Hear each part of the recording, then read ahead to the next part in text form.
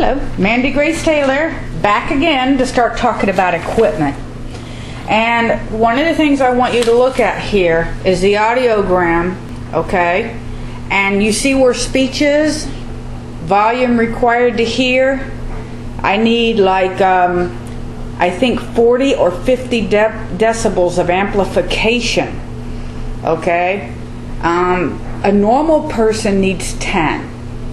So that must, I don't know if we could do the math about the television. You know, I need 34 and they can do 21. I don't know if that's 21 decibels of the TV. That would make sense, wouldn't it?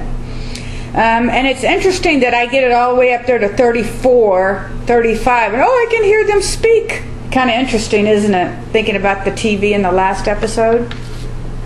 And then you look at my drop. I mean, I need 50.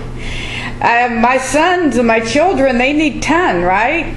I need 40 decibels more. And so even though I'm not doubling it on the TV, you know, I'm not sure exactly every manufacturer of a television with decibels, but yeah, you can see why I can't hear what people say, can't you? Here is my first, I got them. Someone told me, now this is hearsay, I didn't look it up on the internet, that Virtue or Audible is a company from Starkey and that this is their lower end, more affordable hearing aid.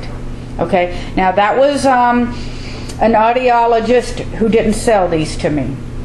Now I want to talk to you about, while we look at these, I want you to think when it's time to go to an audiologist. Let me tell you what to do while you stare at those $4,000 aids that I bought and used for 3 years. But when I put on a $6,500 pair of hearing aids, here, I'll show it to you real quick. And this is the Widex Zen. But we're going to talk about that, okay? And I want to give my story chronologically in detail, because what I want you to understand is, if you have a mild hearing loss, I imagine, you know, here and in this spectrum in the lower, do you see how a mild loss you would need 20 where another person needs 10? And you have high-pitched tinnitus, you're going to think, oh, I just need some cheap aids for some minor amplification. And I'm going to tell you my story and some web surfing things I found out, and talking to my mother-in-law who bought an $800 aid for her worst ear, leaving the other ear, which is 50% down, without aids, and how she went home expecting to hear everything, including the TV, and it was garbled. So let's just talk about this for a little while. First of all, when I first got these from this guy, he had no degree in audiology. He had a certificate, a piece of paper that said he took a course and that he was qualified to sell hearing aids. Now, if you're like me, you have tinnitus, buddies, okay? And if you have tinnitus and hearing loss and it's getting to you and you have to strain hard to understand people, let me try to talk to you a few things. My brother-in-law has high-pitched tinnitus in one ear, and he says he can only hear speech when facing a person. I said, and you know, he's kind of a millionaire. I mean, honestly. And I asked him, why won't you go to the ENT? He says, I don't care what the ENT would have said anyway. I'm not getting hearing aids. I got used to the ringing. I just concentrate on something else. End of story. Get away from me. He's 1 year younger than me. Okay, I'm 46. Another case in point, my mother 10 years ago lost 80% of her hearing in one ear and got hit high-pitched tinnitus there 10 years ago, or 12, it would be 12 now. And they gave her completely in the canal hearing aid digital. And I tried completely in the canal as a trial because of vanity reasons. Doubles your tinnitus. You sound like you're in a barrel, talking out of a barrel, and unless they're really, really, really good, you will hear some things clearly and some things you'll just be sitting there and you won't hear at all.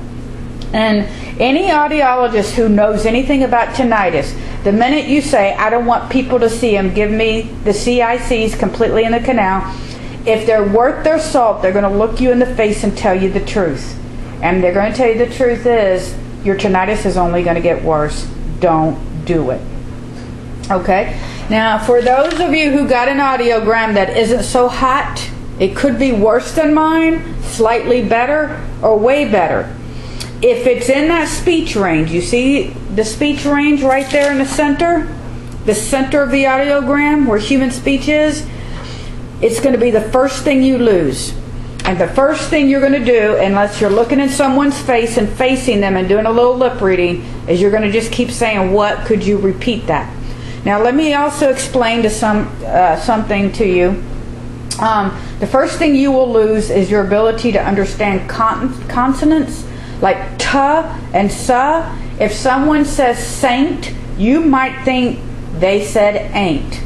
If they say tap, you might say app. You mean as in a phone app? Like that, real sarcastically.